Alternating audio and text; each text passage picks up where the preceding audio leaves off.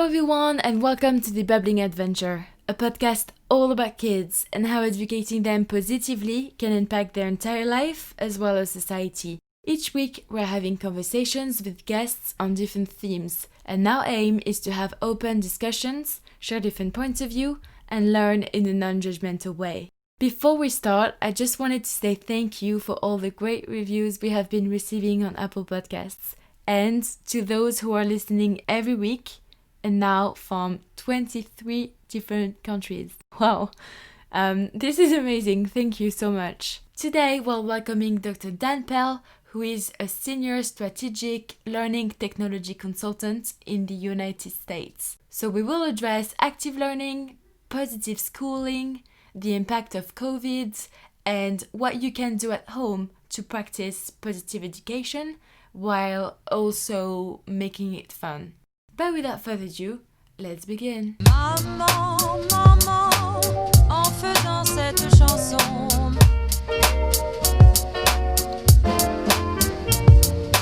Papa, papa, en faisant cette chanson. Maman, papa, maman, papa. Hi Dan, how are you today? I'm well, Julie. Thanks so much for coming to talk to me today. Thank you for joining. Could you please introduce yourself? My name is Dan Pell. I am father of two boys and husband of Sandrine Dargère, now Pell, who is your second cousin or something like that. But I am from Minnesota in the United States and living in Wisconsin in the United States, currently the third highest hotspot for coronavirus in the United States. Nice. Happily in my basement with the doors closed and not going out much. We've been here in Wisconsin for 10 years. And prior to that, we lived in quite a few places in different parts of the world. So we met in Northern Ireland, where I lived for 11 years, and also lived together in China, India, Morocco, 3 years, and have traveled extensively in Europe and Asia during those times, and North Africa. By background, I am depends how far you go back. I'll start with where I am now. I work as a strange position that's called a strategic learning technology consultant, which is, what's strange about it is that I work in a group in a university, in one of the largest universities in America, where I help to redesign teaching and learning programs, curriculum. It could be from a school or college level or right down to a department level or working with individual instructors. But I'm in a strange position because it's in an academic technology department, but I really focus on teaching and on education and learning. And my role also allows me to be in contact with people right from high-level administration to students. And so I have a very, very broad kind of open, say it almost like an ethnographic role within the department that I work in, where I will kind of go in to learn the culture and learn about them as they also reflect and then kind of guide them toward making improvements in how they teach and collecting evidence of that, and then reflecting on the evidence through like quantitative and qualitative surveys with students and also with the teaching team and the administration, just looking for areas that can be improved and making improvement so that the experience for everybody involved in that whole teaching and learning cycle is better. That's very interesting. Do you have any example of things that you help improve? Yeah, I could give some examples. So I should also add that I come to it from an English language teaching background, and that my actual degree is in literature. So I have a PhD in literature and moved into English language teaching by way of, because I kind of fell in love with the teaching practices and the people that I was teaching, the variety of people I was teaching. So this role that I took ended up kind of drawing on those skills that I learned as an English language teacher, which is a really vibrant field, working with all ages and backgrounds of students. And so an example, I worked until the COVID-19 crisis, where I joined kind of the general university emergency response, like transform any department that needs it in any way, working with instructors. Before that, I was embedded in the Department of Anthropology, specifically in cultural anthropology, and in the College of Engineering, in material science and engineering, mechanical engineering, and engineering physics. So, opposite spectrum in terms of the content and the methods and everything, but the common practices that they needed in order to teach effectively were things that I was really very expert in from all these years as an English language teacher. And that is being very student-centered and there's a buzzword in American third-level education right now called active learning. And that means that people are actively processing the information and like engaging interpersonally and talking through as they learn, and that they don't sit down. And the cultural anthropology course had 450 people in the room, but you still had to pause the person who's speaking in order to give the people in those chairs a chance to turn and talk to each other and, challenge them and get them to think and to reflect and to take chances and predict what's going to happen. And all of these things had to happen even in these very large classes. So the example, I guess, two examples. The cultural anthropology course, we did a lot of development on looking at how it was being taught by a team of people, that there was like one lead instructor and 10 or 11 teaching assistants who are graduate students who come in and out. And we saw that there was a lot of tension between those two levels. I saw it just from being in the room, and that the tension, a lot of it came around the work that was involved, and like there was a lot of inefficient work, like too many assignments, too long, too much grading, no rubric, not able to, just not really fair to those students coming in as grad students to teach it. We spent a lot of time looking at how can we improve it, and was like, well, let's create resources that everybody can have. Let's look at how you meet together, and do you communicate respectfully with them, and do you involve them in the decision making, and do you help them to set the objectives? And a lot of all of that work started with like, what's our objective? What's our learning objective for this course, for this topic? Let's write those. Let's plan the course to meet those. Let's make sure that our assessments and our tests and all these other things are also checking those. And then let's involve them in writing that too, so that everybody understands that this is what we want the students to be able to do. This is how we're going to get there, and not be like handed a book and a test and told, teach this. I guess a more coherent single example is in the material science and engineering course. That one was interesting because there was one instructor who was at the end of his career. He was over 70 years old. He was from Iran and had been teaching. He's very expert in his field, which is looking at atoms, like the interplay of atoms and how that makes materials have properties that we use. And it's kind of like magic, when he looks into like the level of minutia that he would go into in the field. And his approach to the teaching was just, well, I know it all. I'll go into the room and tell them. I'm an expert. I'll tell them. They'll listen, and then they'll learn. And it doesn't work like that. You remember like 10% of what you hear when you're sitting in a lecture. And so we had to really rethink, like, why are the students, like, they're getting the questions right. They can answer these math questions, but they have no idea why they did it. And they don't know how you can use it. So we ended up having these long conversations where I'd be like, so what is this thing? What does this do? And it was actually a real advantage that I didn't have a clue about the field. I mean, nothing about it, because he had to really explain it to me. And when he did, it would be like, oh, but you see, this little material property here is what makes this happen, and you can use it in this and this. And he got all passionate about it. And then what we had to do was say, like, okay, where's that passion when you're teaching? How does that passion manifest itself in the classroom in front of all these students? It doesn't. You're showing them the math and the minutia, but they actually have no idea why they're doing it.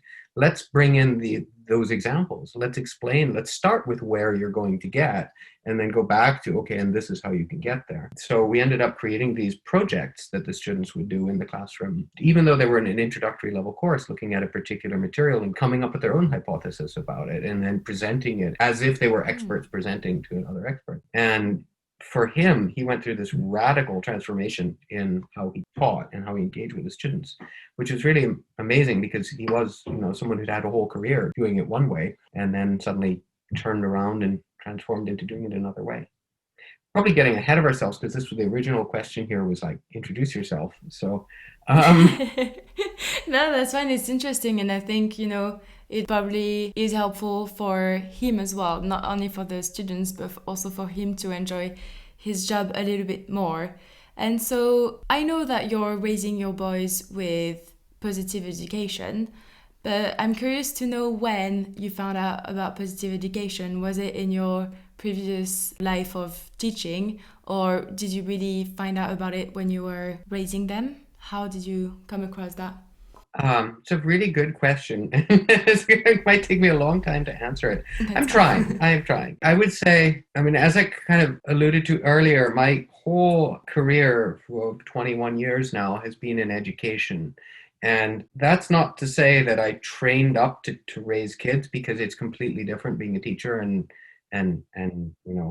it's funny, I actually taught a lesson to a group of kids from the neighborhood yesterday, as I would teach professionally to a group of children. And my son was kind of blown away, because he thought, like, why were you fun? How come you were like that? It was like, you made us play games, and it was really fun. I enjoyed it. And it's like, I think it was the first time he ever saw me with my teaching hat on, because he's only ever seen my parenting hat. So I think as far as raising children, I'm making it up as I go along. I definitely have drawn lessons from the background in teaching and learning that I have, and in some of the training that I've done in the places that I've taught. I've taught children and adults. I've taught people who speak the same language as me, and people who are learning that language and using that language to teach them. And I've taught people how to teach. And so there are definitely lessons that come out of that, and that definitely molded me as a person. But in terms of raising with positive education, I think it's also just a lot of it comes from self-reflection of like, what worked for me, and what were what were the moments that I remember growing up at any age, right up through college, where it's like, I'm really learning this, I'm getting this is working, I like this, I'm happy about this. And what are those things that happened that afterward I'm like, man, the only thing I learned out of that is I never want to do that myself. I don't want to be that person. And I mean, that's certainly part of the journey that I went through as an instructor. When I tell the story of why I got into English language teaching at the end of a PhD in literature, when the natural course was to go into teaching literature and being a faculty member and writing books about literature and so on, part of that was like, I just went through an education where nobody told me how to teach. Nobody ever explained that there was something you could learn called teaching. They basically just took it as like it was going to come to you, and you're the expert, you just show up and people will learn. And I know I need to learn about this. I want to be trained. And so I was trained in methods that are very much focused on being student-centered, in that it doesn't matter how well I know something, that I can be the world's greatest expert and be a terrible teacher. It really matters in how well I create the space for someone else to figure that out and go through the learning intrapersonally and also interpersonally. So there needs to be a chance for people to take chances and risks and find out for themselves, and to be curious and to wonder things. And I think that part of it really translated well into being a parent. Then that learning needs to be fun, especially for children. Like, if it's not fun, it's not going to work. It's not going to happen. And so with my own elementary school education, one thing I noticed is hugely different between when I went through, say, second grade, where one of my children is now, and when and now him going through second grade. Well, second grade's a bad example, because he's doing it remote instruction because of COVID-19, and it's not great. But first grade, let's talk about first grade. We spent an incredible amount of time on rote learning, over and over and over. Repeat, learn, drill. Write this word 20 times. Now you know how to spell it. Yeah, okay, maybe we did, but wow, was it boring. It was just mind-numbing and painful, and also not efficient, because when I was in first grade, I wasn't good at learning spelling. And now they're much more focused on when's the right time for that to develop. And actually, they found that you can spend hundreds of hours force-feeding people when they're the wrong age and wrong level of development for it, or you can wait a few years and they might just pick it up anyway, or they need much less of that effort. So that's changed a lot. We have the benefit where we're living of being right next to, in America, your school is based on where you live. You live in a neighborhood that's covered for those schools in the immediate vicinity. And so that does mean that, people choose where they live partly based on school districts. And we are fortunate that we chose to buy into what is a very good school district, I think. And it's a neighborhood that people move to because of the school district. So that's great. And we live just a block down from a K-2, which is the early, before primary school, and then the first 2 years of primary school. And then just down the road from that, there is an excellent Montessori daycare that the kids were also able to go to. And it wasn't because it was Montessori that we chose to go there. It was because that wasn't a bad thing, but it wasn't the reason for it. But it was to do with how much we could see they cared and the warmth of the people in the school and their interest in the children and their support for the children. Mm-hmm. And Montessori, some people really believe in that method for right through high school. And that may work. I don't have any. The only person I can say that I know who went through that was someone I knew when I was in high school. But anyway, the Montessori daycare, I think for early childhood, it's excellent because they really do recognize that children are at different stages and different. And I mean, not just at any given year, but like any given moment that the children just might be going down a totally different wave. Like, I want to sit, I want to run. Okay, you sit, you run, fine. You'll swap. While they still focus on building, the respect for one another. So like, okay, but this is my work. Don't come over and step on my work. And if you do, we're going to go talk about it. And I think we did pick up some of those practices also at home. One thing that came very naturally to us is that we've always tried to have the children see the consequences and to see whatever they're doing at any time is like, if it goes well, if it goes badly, it's choice. And it's the choice is the problem. Like, what was the choice you made there? How could you have done that differently? That kind of conversation rather than about punishment and like imposing, because in the end, for people to make good choices, it has to come from them. It can't just be like, oh, I'm afraid of being punished and that's why I behave well or badly. In that case, you're just going to learn to hide it better, which happens. Definitely not a perfect parent, nor do I ever expect to be. But, one of the things I've noticed with the kids is that some of those values, those lessons that we really try to impart, like talk through your problems, share how you feel, and with an apology and, and try to, repair the relationships if you get into problems with someone, and that, these things will pass and you get back to being friends with people quickly. For the little kids, it's all really important. We see that that's how they behave with their friends, and that's how they behave when we're not around. They might not choose to behave that way with us, but when we're not there, they often do. And so it's like, oh, okay, that went in. That's nice. Glad to see that. Yeah, no, good positive changes. And yeah, it's like, I think it's good to have these like positive education also installed at home. And that leads to my question, what would you advise to someone who, for example, they don't have, because Montessori school is quite expensive, or they don't have any like positive schools sort of like in the neighborhood. Is there anything that they can do at home to still get that trust and communication? And is there anything that you would recommend that works? It's a good question. We were fortunate in that the school that we went to, the Montessori school, was no more expensive than any other daycare around. Daycare in the United States is just insanely expensive, and like a third or up to half of people's income can go into daycare, so it's like crazy expensive. Oh wow. And the Montessori school was just the same price as other daycares around. I know that that's not the case everywhere, and they're just from some of the other daycares that even our kids went to before school, that we knew that they were not getting that same kind of positive education. That's a fact. There were a couple that were big company chains that were like, oh, this really is just kid prison. Oh my God. What I will say is that, one area that I think my wife and I felt very strongly, and we were very much in the same line of thinking, was that you get a lot of people who are, use the term helicopter parents, that like when their kids are very young, they are constantly there behind their kids and constantly like protecting their kids. And like, there are some aspects of safety that are really, really important, of course.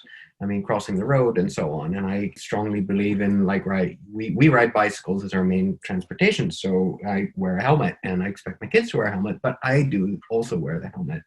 But when they go to a playground, or if they're outside running around or whatever, we would run into parents who were not only like around, they were right behind their kids and like hands out and like, who's he gonna fall? And also getting into the interactions between the kids and like interfering, to the point where it was like, no, that's his toy and he said he was going to play with it and it's not your turn now. It's like, get out of there, like get away from them, let them have their time together to figure those things out, because that's really, really important. And so that's something that they do in the Montessori as well, is like really try to not interfere with the kids doing the things that the kids are able to do, and to give the kids responsibility for doing things early on. and to make the kids, like, if there's an issue between two kids, it's not just impose a solution, it's to get the kids to figure out the solution. Even when they're 3-year-olds, they would have this little table that they would sit at, and it was like the peace table, and they would, what's your side, what should you do now, what should you do now? Okay, you feel better? Yes. Okay, bye-bye. I didn't know that. It's very interesting. Yeah, that was, and we love that. And so we would try, to an extent, and never succeed quite as well at home. But yeah, we still kind of try that.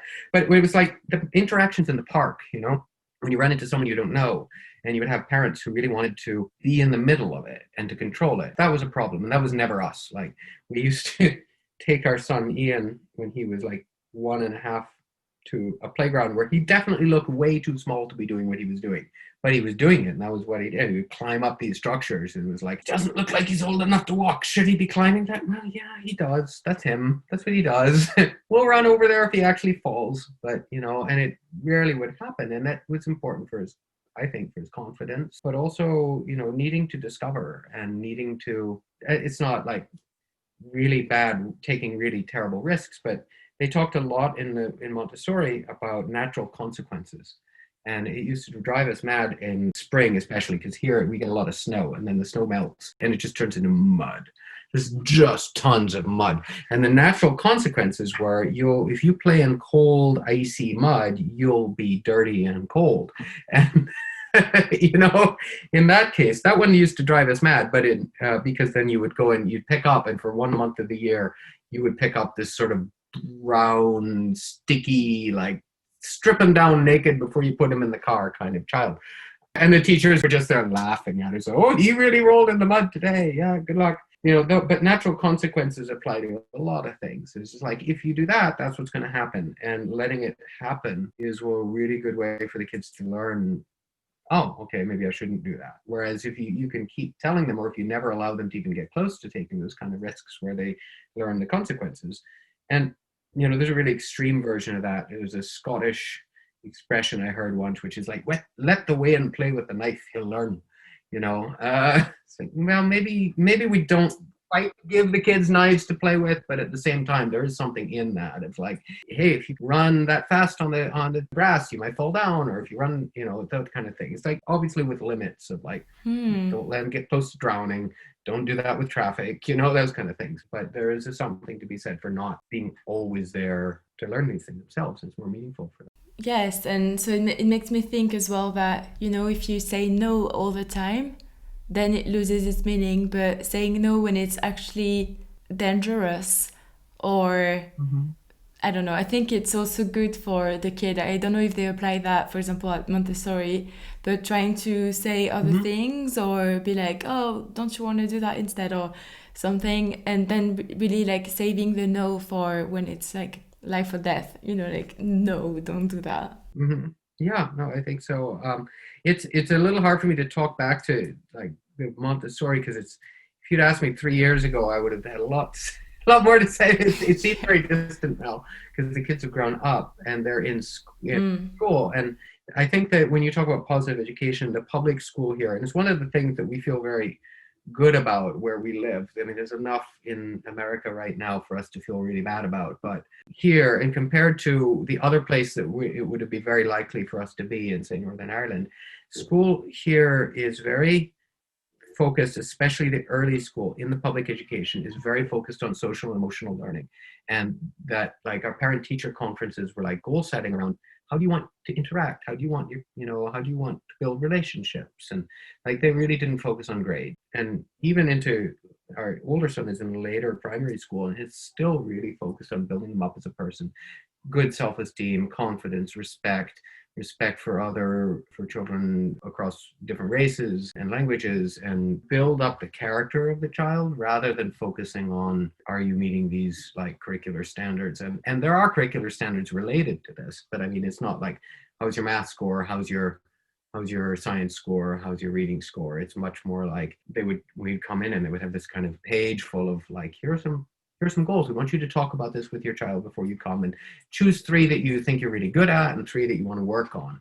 And then I'm going to track those and I'm going to give you feedback on those at the end of the year. And I really like that. And especially in the kindergarten, first grade, there was almost nothing that was sent home that would feel bad about, I'm not getting it, I'm not learning, that kind of thing. It was all It wasn't like subject focused. It was really about, all the feedback was about the growth of the child.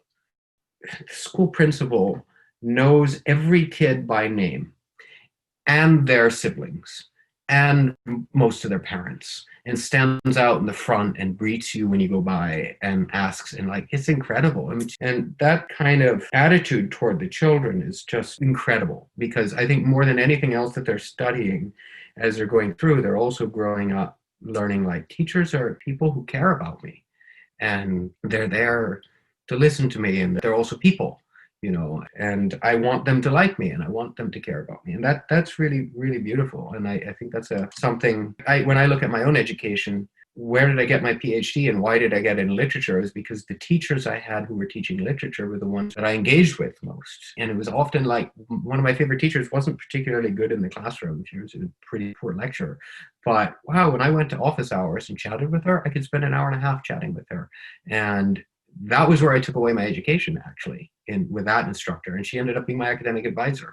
So, it's like in her case, engaging with me as someone who's like going through like life decisions and, where am I going to go and what am I going to do with my education and all, that was very meaningful to me, more so than the subject matter. And I see that also with the teacher, just how your kids are doing, which is really nice to hear when he's sitting right behind me working. And I have no idea how he's doing. Our youngest son has just been diagnosed with ADHD, which is attention deficit hyperactivity disorder. And I mean, now that I'm sharing an office with him, I can definitely see it. And it's nice to get these messages back from the teacher also pointing out what he's doing really well and focusing on that. And so that's something as parents we do too, is like try to focus on, how looking for, catch them being good and give them, praise, try to point out when they've done something really good. So that can be done without special, school. Nice. And so I was going to ask what changed during COVID. Positive schooling, how did it kind of like adapt? And yeah, it's hard because the early grades, it doesn't work well to teach them remotely. It just doesn't. And the teachers are amazing and they're doing an incredible job of trying to make it. But like, those kids don't have the problem solving skills to figure out why their Zoom meeting isn't opening. Or if the instructions don't work exactly as planned, they don't have the repair strategy to like, oh, I'll just listen to it again. It's like, no, I didn't get it, so I just handed it in. That's really hard. And they also just it's not good for them to be in front of the screen. So I really wish that our community as a whole had done things differently and prioritized opening the kindergartens rather than the bars. But they opened the bars. And so we have an explosion of COVID-19 right now, and there's no chance that the kids are going to go back to school this year, which really sucks. What's changed for them in terms of positive education? I mean, I guess we're around them so much more in their education. We're checking in with them all the time, and we're working right here. So, I mean, one of the things, what's getting me through this disruption, and I work on a team to support transforming the teaching in the university. So all these classes, like I'm getting teachers who'd never taught remotely at all or online at all up and going with it. And so I'm very much on the insider as well as on the outsider. What's getting me through this for the kids is recognizing that they're not the first generation to go through a massive disruption in their education. I have one of the most intelligent and worldly and passionately caring people I've ever known grew up during the Blitz in World War II in London. And her education was completely disrupted. She was shipped out to the countryside, That generation didn't turn out to be a failure. That generation turned out to be an incredible generation. And what we learn is not only what is in our school curriculum and our school textbooks. Our kids are learning something really profound right now, which is resilience and the value of everything outside of the school. And they're learning, for American children, it's the first generation in a long time, to recognize that they're part of the world and that the world's problems are our problems. It's very easy in America to not think that way. A lot of Americans really think of themselves as being above, apart, outside. War isn't fought on our soil, it's fought somewhere else. 9/11 happened here. That stands out because it's the only thing of its magnitude to happen in the country for like 50 years. It's that all the tragedies take place elsewhere and you watch them on TV, and maybe it's, maybe America's part of that, but it's not happening here. This is happening here, and this generation is learning that they are affected by what happens outside in the world and that their choices also affect the world. And that's a really profound thing. I think this generation is like, they're not going to be blasé about climate change in the way that, say, my generation is, or my parents' generation. They're going to be familiar with something huge and threatening that they are part of, even if they're only part of this one little piece. Although that varies from kid to kid and family to family. And there are some families around us that even now are treating it like, no, I want to shelter my child from that. I don't want them to have to face it. But as it gets worse and worse, everyone's having to kind of have a reckoning with it. And that's learning. That's a really profound lesson that you couldn't possibly replicate in school. And so what I see as, part of this year's task is just to keep my kids aware of that. Like my son, my fifth grader, comes home and reads the newspaper and asks really good questions about what's going on. And it's like, yeah, let's have that conversation. Let's talk about those issues, because he shouldn't be sheltered and away from it. And let's talk about what we're doing and how that affects other people and consequences of that. And that's something that I feel pretty good about, is that we're walking through this together, and we're kind of walking through it with our eyes open and recognizing that we're learning a lot from it. Yeah, school is disrupted, but it's like life is school too. Yeah, I really like that. It's very interesting. Is there any advice that you would like to share? Or final advice, should I say? Yeah, I think that I might have alluded to this, but as someone whose entire kind of academic and professional career is on education, and also being a parent, and also coming at it from very broad, wide experience, I think the thing that makes a real difference to being an effective teacher and a parent who is effective in teaching their children is that you also have to be a learner and have a passion for learning and be constantly learning yourself. And that may mean that you are learning from your kids, and that may mean that you take something on, that you've never done before, and you show them that you're not great at it, but you are showing that you're learning. For example, my wife is learning piano, my son is learning piano. I started in my son's Kung Fu class, and for a while we were in the same class, and he was like 5 belts ahead of me. He still is, but he's in a different class now. But also, like, I'm learning a language at home, I'm a musician, I perform at home and I teach them songs, and like, to show that you are also learning. That's not just something you do in school and then you move on, and that like once you're an adult you're an expert. It's like, no, we are all learning all the time, and it's hard and frustrating, and I think going through that yourself visibly to them really makes it possible to be authentic when you give them advice, and when you share and be willing to be vulnerable in that, and to share what's hard for you and what's frustrating for you, and talk about what you did in school that did or didn't work, and recognize that, bad behavior, well, yeah, I did that too, and I remember when that happened in my class, that kind of thing. Is like, just not to be an adult who is like, I'm the adult, I'm the authority, I know everything, and listen to me, and much more of it like, I'm where you'll be someday, and I was where you were, or where you are. And in some ways, I mean, if you can find those moments when the kids know something better than you, celebrate that and make them really aware of that. And don't try to keep that. I think it was kind of old school approach to parenting of like, father knows best kind of thing. It's like, no, there are definitely things that kids know better about. And it may not be the thing that I've chosen. Like, my son is totally expert in Minecraft. I don't know much about it, except that I don't have time for it. But it is really impressive how much he's managed to learn about it. And that skill of learning, I mean, it requires a lot of really positive skills, abstract thinking, planning.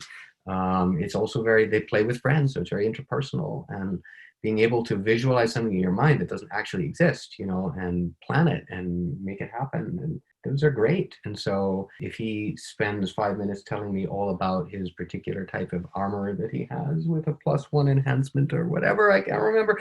It's, I don't want to put him down for that, or I don't want to dismiss it as if it's not valuable, because that's something that he's passionate about. He'll move out of it and he'll be into something else. But like, I can see a direct lineage between, say, Minecraft and mechanical engineering as a professional field. There's like, yeah, if he keeps going in that, he's going to want these math skills, and he's going to understand how they're used. So yeah. No, great advice. Yeah. I guess that's rambling advice. I hope you can put it down. No, I think it's great. And I truly think as well that education doesn't start or end when we finish school. and that we have to keep on learning, and it's not just that, it goes like way beyond, and this is also what makes it interesting. But obviously if you don't use your brain, even when you're, I don't know, 30, 40, and any age, it's not good for you. So I think it's also good for kids to know that, and it's a good example that you set for them. But one more thing I'd like to say about continually learning like that is that, you know, as a language teacher, language teaching is unique, I think, in that you really, like, you learn a language in order to use it outside. You know, it has to be used outside the classroom. The classroom is really kind of just enabling the language, but like society is where, in relationships with other people, that's where language is meaningful. And I think that's given me a sense of that with all types of education. Like, you don't learn math just to be good in math class. You have to learn math because math matters in other places. Maybe you're not making a career out of it, but it's still, where can you use that? You know, you learn English and you learn, you learn like the reading and literacy skills in order to use them outside, and not just to be the best person in the classroom. And I think that's something else also to recognize in like this positive education, is that education has to be meaningful in life. This is very true. Yeah, for sure. Interesting. Thank you so much. A lot of things to think about. It's interesting. Thank you so much. My pleasure. It's nice talking to you. Thank you so much for listening. Feel free to share if you think it might be helpful to someone you know. If you enjoyed this episode, then please make sure to write a review if you're listening on Apple Podcast, and subscribe if you haven't already. That's it for me. See you soon with the next episode, and in the meantime, have a lovely day.